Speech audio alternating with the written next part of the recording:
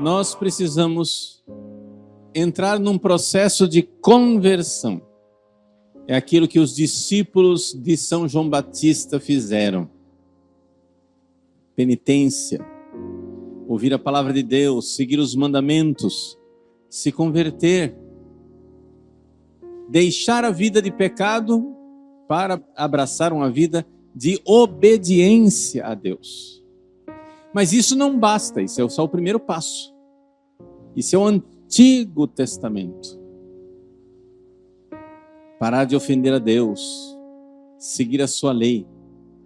Mas todo mundo sabe que se a gente não tiver um encontro verdadeiro com Jesus, isso se sustenta por muito pouco tempo. A obediência à lei de Deus, a obediência aos mandamentos que a gente aprende na catequese, a obediência que os pais ensinam para os filhos, vai se sustentar muito pouco tempo se nós não virmos Jesus. Se a gente não encontrar Jesus. Se nós não tivermos esse passo que a gente vê hoje. Não é? São João Batista ensina aos seus discípulos a conversão. Um batismo de penitência. Convertei-vos. Ele pede a conversão. Que todos sigam as leis de Deus. Todos sigam o Antigo Testamento. Sigam os 10 mandamentos. Mas uma vez que eles fazem isso, é necessário que um belo dia alguém diga: eis o Cordeiro de Deus. Para então seguir Jesus. Nós vimos isso na primeira leitura. O profeta Samuel, a primeira leitura começa com uma notícia lacônica e triste, dizendo assim: naquela época a palavra de Deus não era comum. Ou seja, as pessoas não estavam acostumadas mais a ouvir a palavra de Deus. Então, Samuel ouve Deus que o chama, Samuel, Samuel, mas não sabe que é Deus.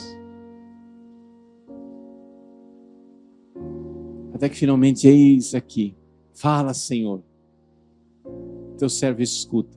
E aí acontece o encontro com a palavra de Deus. Essa é a segunda parte da nossa vida. A gente primeiro larga os pecados. Depois é necessário entrar num outro nível, o nível de escutar a palavra de Deus profundamente.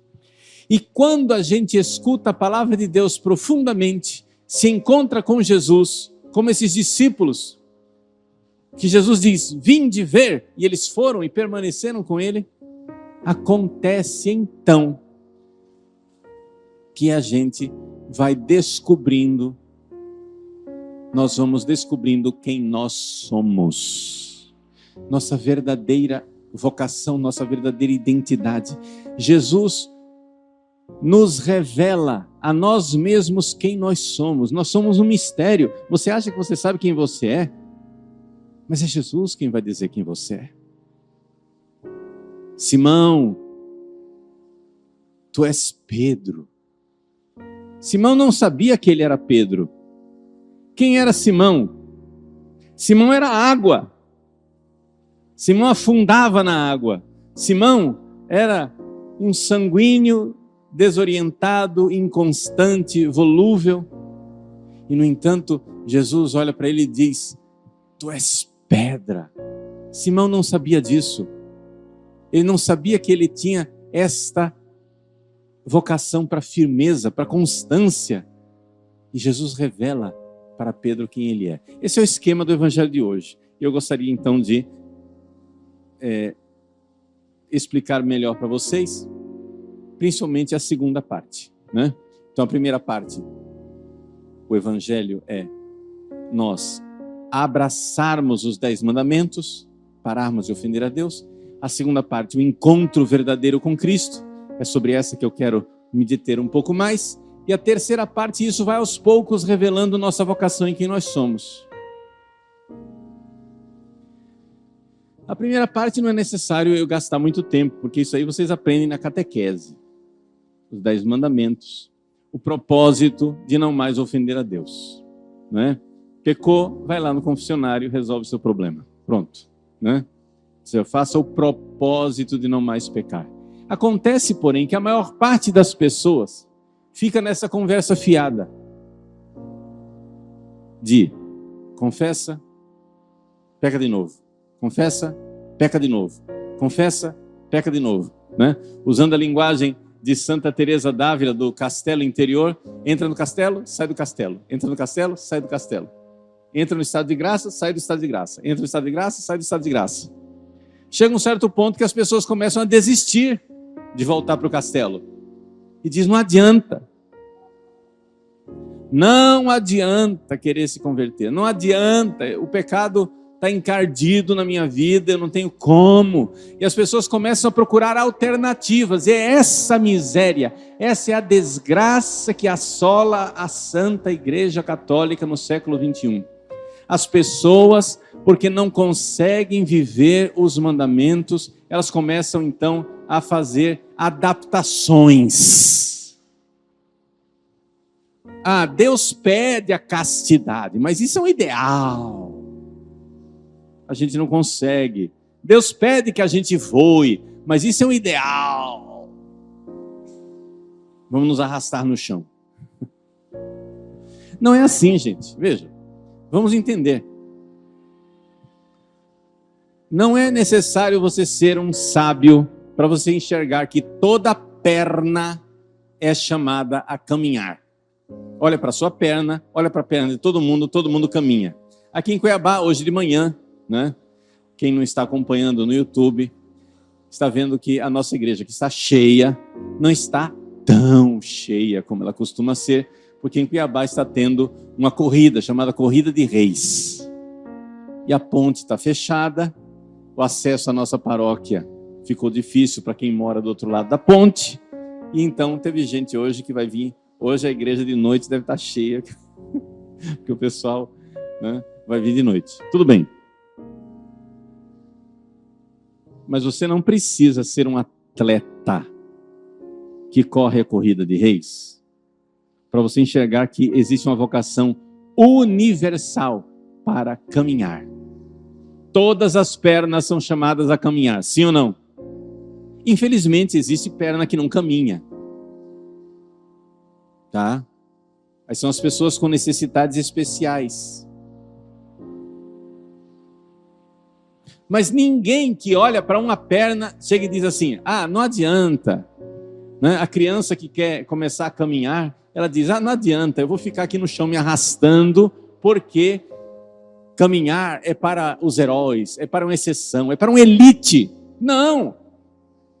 Caminhar não é para uma elite, caminhar é para todo mundo, estamos de acordo? Pode ser que fazer a corrida de reis, e aí ganhar a corrida de reis seja para uma elite. Mas caminhar é para todo mundo.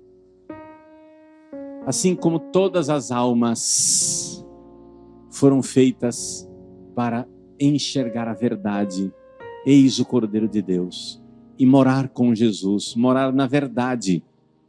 Com que nível isso pode acontecer dos grandes heróis, como os grandes santos, ou dos santinhos, como diz o Padre Verlan, né?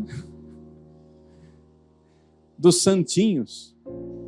Está tudo bem, mas são níveis diferentes. Seja como for, nós fomos feitos para enxergar Jesus. Ninguém foi feito para se arrastar no chão. Ninguém foi feito para viver os pecados.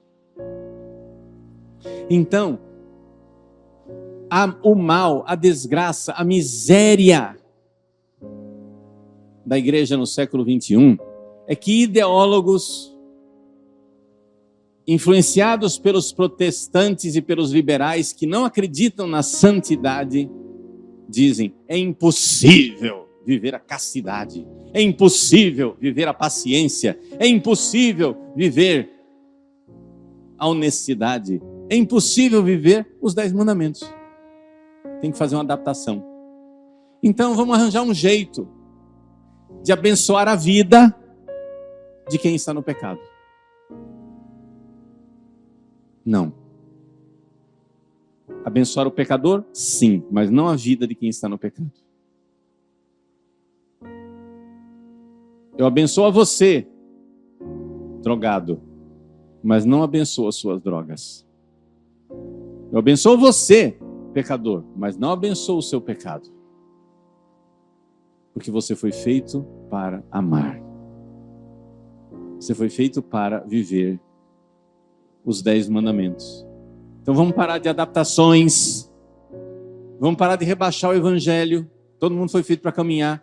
Aí você encontra uma população de gente se arrastando no chão. Gente, vamos fazer um pouquinho de exercício e vamos caminhar. Mas, padre, é impossível viver os 10 mandamentos a vida inteira. É impossível se você não dá o segundo passo.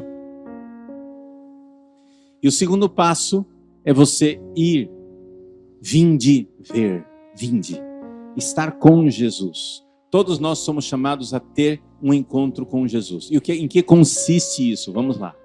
Esse é o centro do que eu quero transmitir para vocês nessa manhã.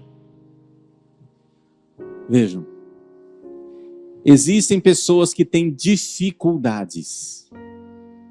Pessoas com problemas emocionais, psiquiátricos, que vão ter um caminho mais difícil. É como uma pessoa que é cadeirante, que tem um caminho mais difícil. O médico vai avaliar, não, é possível você caminhar, mas vamos fazer da cadeira, vamos passar para o andador, do andador vamos passar para a fisioterapia, vai ser um caminho mais difícil, vai ser um caminho mais penoso, mas é possível caminhar. Então existem, primeira coisa que eu estou dizendo, não estou dizendo que não existem exceções, mas a regra geral das pernas é que elas conseguem caminhar, sim ou não? A regra geral das almas é que elas conseguem se encontrar com Jesus na oração. Como?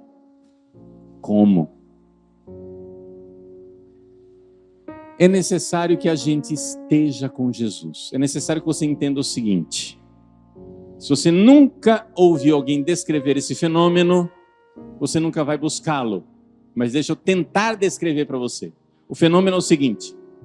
Você está aqui na sua cabeça falando o tempo todo. Você é uma máquina de falar. Tá?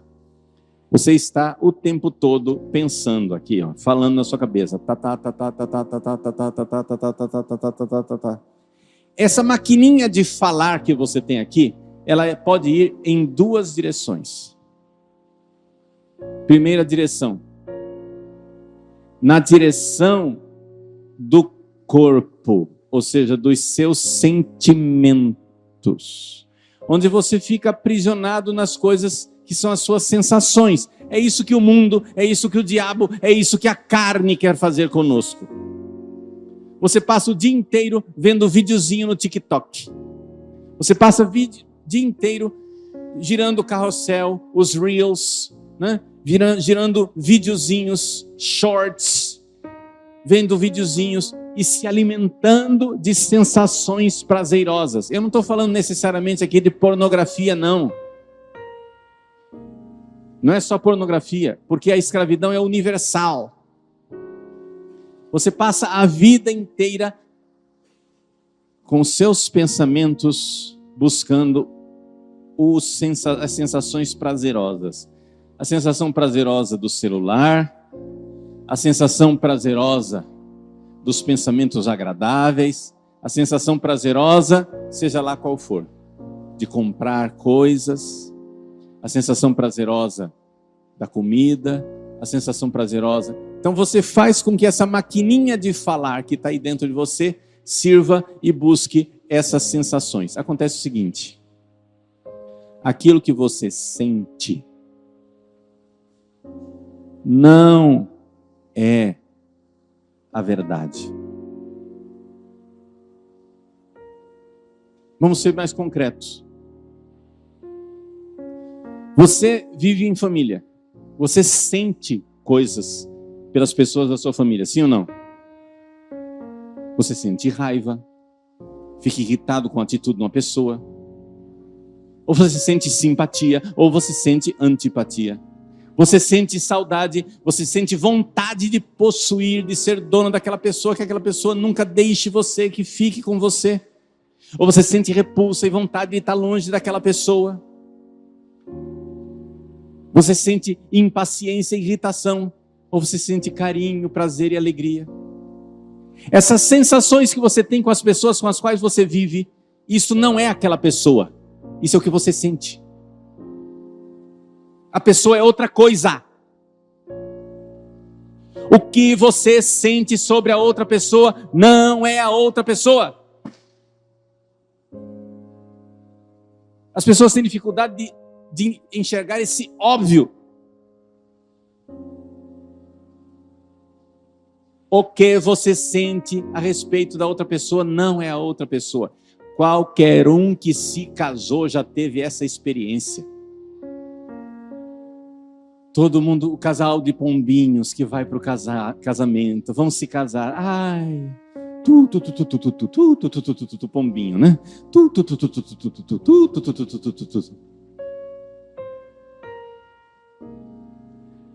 Para isso virar um casal de gralhas, não leva muito tempo.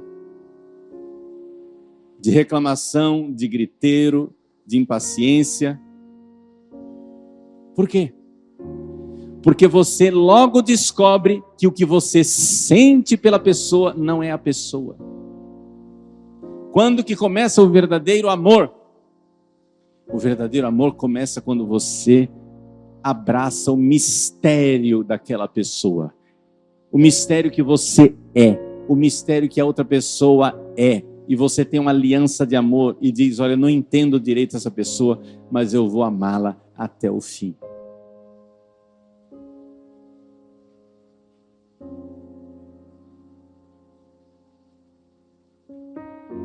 Meus queridos, aí a sua máquina de falar está indo na direção da verdade.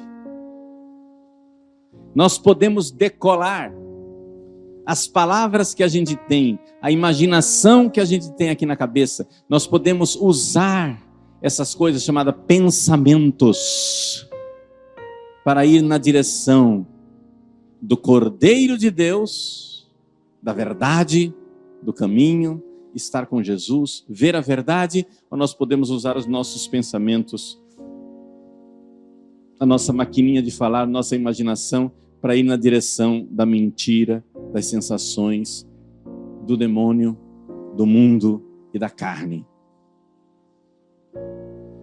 Se você só dá espaço para as suas sensações, você daqui a pouco vai estar morando com monstros do seu lado. Você na sua família, veja, eu estou sendo bem concreto. A minha finalidade é chegar lá no seu relacionamento com Jesus. Mas eu estou indo por um caminho bem palpável, concreto. Ninguém pode dizer que eu não estou sendo prático. O Padre Paulo fala da alta mística. O povo não consegue acompanhar. Eu não estou falando dos atletas da corrida de reis. Eu estou falando simplesmente do simples caminhar, tá entendendo? Isso aí todo mundo dá conta, exceto as poucas exceções dos cadeirantes, a maior parte das pessoas dá conta, ok? Todo ser humano dá conta de enxergar que aquilo que eu sinto não é aquilo que é. Começa por aí. Comece se libertando. Porque as pessoas têm uma crença, uma fé, um fanatismo de que o que eu sinto é aquilo que é. Se eu sinto raiva da pessoa, a pessoa é detestável. Não, isso é o que você sente dela, mas não necessariamente ela é isso aí. Pode ser que seja um aspecto dela. Mas mais provavelmente que isso seja a sua reação a ela.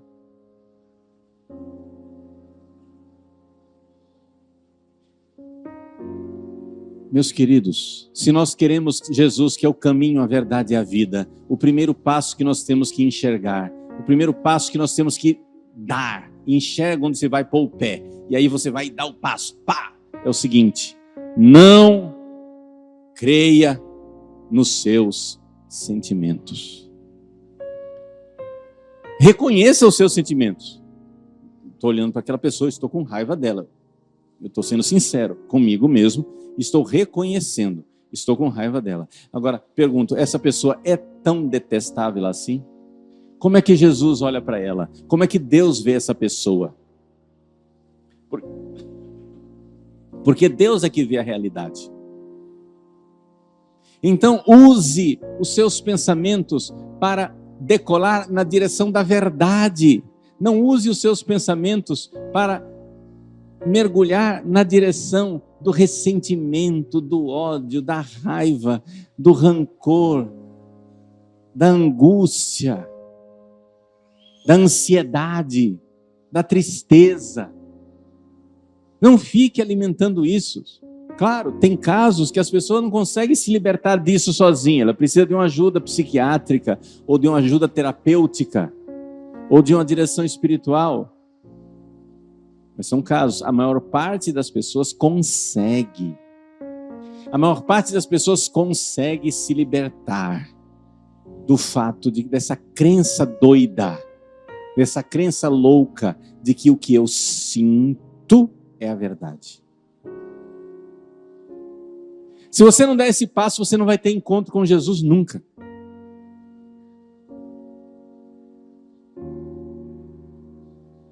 Você não vai se levantar como os discípulos de João, eis o Cordeiro de Deus, e eles vão atrás, foram e ficaram com Jesus. Não vai acontecer isso com você. Você vai ficar eternamente preso dentro dos seus pensamentos, como cachorro correndo atrás do próprio rabo. Então, meus queridos, vejam só. O que é que nós precisamos? Nós precisamos enxergar uma coisa humana muito clara. Você enxerga isso no outro, mas não enxerga em você. Isso é o que é gozado. Quem de nós já não ouviu uma pessoa reclamar? Né? Chega a pessoa e diz, fulano é um miserável. Aí fala todas as desgraças da pessoa. A, B, C, D, E, F, G, H, I, J, K, L, M, N, O, P, Q. E você está assistindo de fora e diz, nossa, não é tudo isso.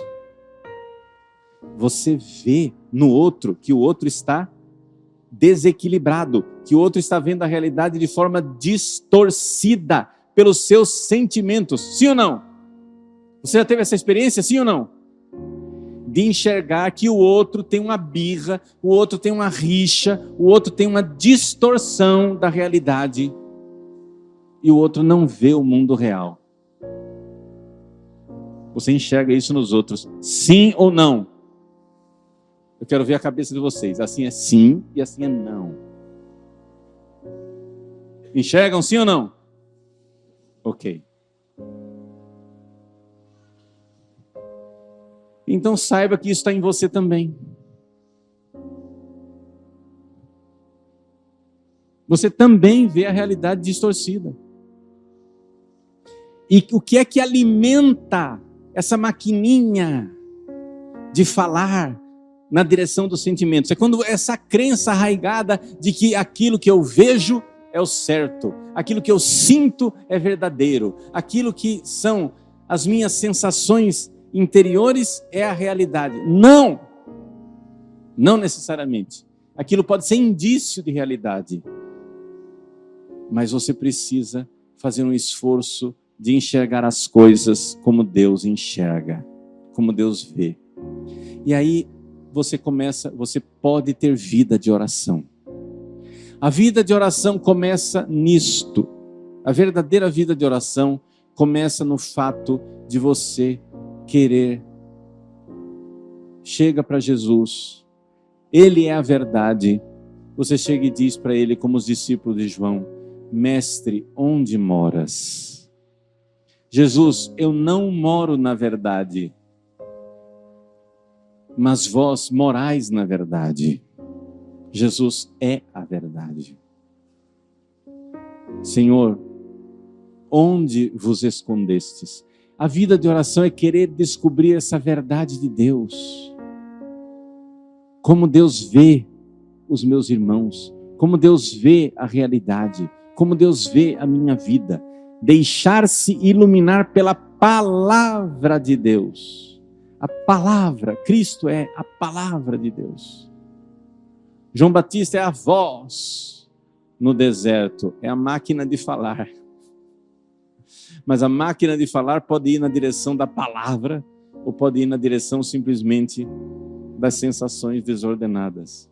Procura Jesus. Como que você vai fazer isso? Na prática. Essa disposição de deixar Jesus mostrar para você quem você é. Essa disposição de mudar. Eu vou rezar e eu vou rezar para mudar.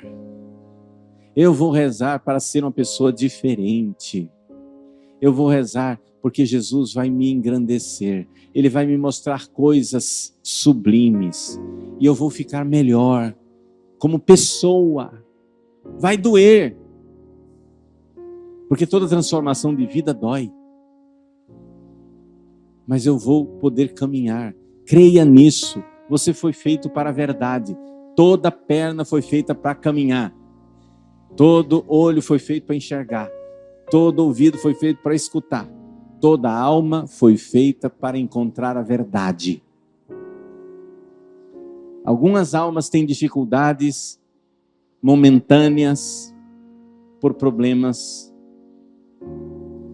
psiquiátricos, mas aquilo lá não é a regra. Aquilo lá não é a regra. Essas pessoas precisam ser conduzidas para terapia, etc e tal, para caminhar. Ver qual é o problema e tentar buscar uma solução. Mas a regra geral é que nós podemos sim enxergar a verdade. Podemos sim encontrar o sentido da nossa vida. Jesus é a razão da nossa vida. Não nos esqueçamos dele. Mestre, onde moras? Ir para Jesus e descobri-lo, porque ele irá mostrar quem nós somos de verdade. Ele irá mostrar nossa verdadeira identidade, quem nós somos. Então você precisa rezar. E como que a gente faz para rezar concretamente, padre? Bom, eu tenho certeza que todos vocês já rezam o terço, já vão à missa, já comungam, etc. Né? Mas seria importante que vocês tivessem alguns livros de meditação dos santos, alguns pequenos livros que fizessem você pensar para que essa maquininha de falar que está aí dentro de você fosse na direção certa, na direção da verdade e não na direção do sentimento. Então muitas vezes a gente precisa do recurso e da ajuda de um pequeno livro. Pequenas meditações, as meditações sobre a paixão de Cristo, de Santo Afonso, sei lá, a imitação de Cristo, uma via sacra, História de uma Alma de Santa Teresinha, qualquer livro de santo, esses livros clássicos de espiritualidade e de meditação, onde você vai, através daquele livro, você vai ter um instrumento para a sua oração mental, sua oração refletiva. Você vai ter um instrumento em que você para num parágrafo, não precisa ser o livro inteiro. A finalidade dos livros de meditação não é ler o livro, é encontrar Jesus. Então você pega um parágrafo lá que seja, e aquilo lá, você vai pensando, conversando com Jesus sobre aquele assunto, para que ele vá mostrando as coisas como ele vê. Porque a vida não é como você sente. A coisa é como Jesus vê. E os santos, por que eu digo o livro dos santos? Porque os santos viram isso. Mas padre, não pode ser com a Bíblia, com a palavra de Deus? Pode, mas a Bíblia geralmente não é para os iniciantes. Eu estou dando um passo aqui para os iniciantes. Na mão dos iniciantes, a Bíblia pode ser uma faca de 2 gumes, porque a pessoa fica não entende aquilo e fica desanimada. Mas se você pega livros que você entende melhor, comprovados, os livros dos santos, onde eles te ajudam a estar com Jesus, vinde ver, estar com Jesus. E aquilo vai mostrando quem você é, vai mostrando sua vocação, vai mostrando a sua identidade. Gente, eu estou com 31 anos de padre e eu ainda estou descobrindo o padre que Deus quer que eu seja. E isso não é uma coisa extraordinária, é o normal. Estou dizendo isso só para dizer que é normal. Você vai descobrindo quem é o pai que você é, quem que é a mãe que você é, quem é o esposo que você é, quem é a esposa que você é, qual é a sua função na sociedade, na igreja, etc. Isso vai se revelando aos poucos nos acontecimentos da sua vida e nessas luzes onde Deus vai mostrando e dando sentido aos acontecimentos. Normal. Simão, tu és Cefas, Pedro. Jesus vai revelando quem você é. E vai acontecendo essa transformação de você ser quem Jesus chamou você a ser. Então esse é o evangelho de hoje. Essas 3 fases da nossa vida espiritual, onde eu espero ter contribuído um pouquinho para entender melhor a segunda fase. Um pouquinho, não dá para falar tudo numa homilia, tenham paciência, né? Tem mais vídeos meus ensinando a rezar por aí no YouTube, vai, procura. Mas a coisa principal é esta. A gente começa a vida espiritual seguindo os mandamentos. Larga o pecado, mas essa estabilidade fora do pecado, ela só acontece se você tiver vida de oração. Porque a maquininha de falar que está dentro de você leva você sempre na direção dos sentimentos, e os sentimentos, por causa do nosso pecado original, não são muito sadios. Nossos sentimentos muitas vezes nos levam na direção do pecado. Aí você fica alimentando essa maquininha de falar no celular o tempo todo. E vai sempre para longe de Cristo, para longe da realidade, para longe da verdade. Deixa essa porcaria desse celular um pouco de lado. Faz uma desintoxicação.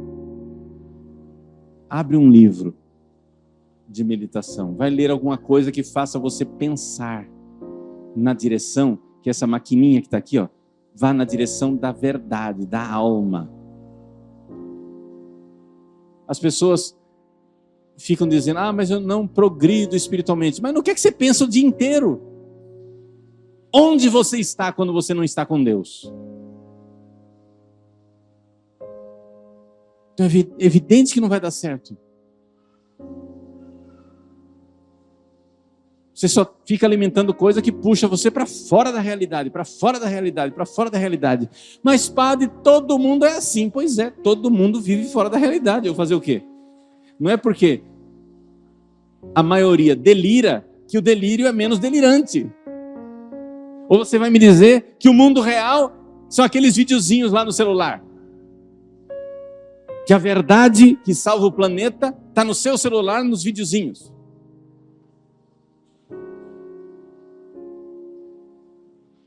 O que é que você está fazendo com essa maquininha de falar que está dentro de você?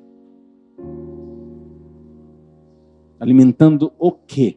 Na direção da verdade, eis o Cordeiro de Deus, ou na direção, né, da pocilga, dos porcos do filho pródigo? Eis o porquinho do diabo. Para onde você está indo? Esse encontro com Cristo revela a nós quem nós somos e qual é a nossa vocação. Que maravilha saber que existe um lugar maravilhoso no céu para nós, que Jesus nos pensou e Ele quer, como revelou a Simão Pedro, quer revelar a nós quem nós somos quando Ele revela quem Ele é.